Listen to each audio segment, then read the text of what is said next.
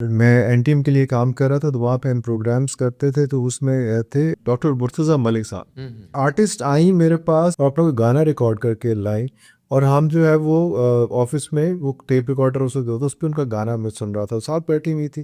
तो उसी वक्त मलिक साहब जो है वो आगे, मैंने कहा यार ये फंस गए, गलत हो गया, I should have stop the music. उन्होंने कहा कि बेटा मैं एक दफ़ा पीटीवी में लेक्चर रिकॉर्ड करवाने गया, तो लाइव लेक्चर था, तो उसके बाद जब लेक्चर ख़त्म हुआ, मेरा रिलीजियस लेक्चर था, तो मुझे कॉल आई नूरजहान की, उसे वो हयात थी।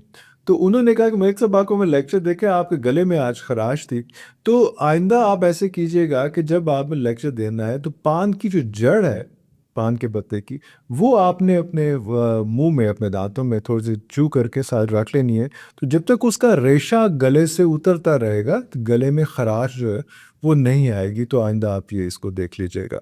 तो बेटा आपको भी मैं ये बताऊंगा कि आप में सिंगिंग करती चीज़ें करती हैं, तो आप बेटा ये आप अगर ये कर लिया करें ना, तो फिर वो गला जो थोड़ा सा क्लियर हो जाता है। अगर उस वक्त मौलवी साहब कहते थे कि एक मिनट ठहर जाओ, ये क्या हो रहा है, कौन से कपड़े पहने हुए, गाना आराम, ये सारा कुछ, ये चीज़ें सारे कुछ, तो शायद हम उस पर रिएक्ट कर जाते।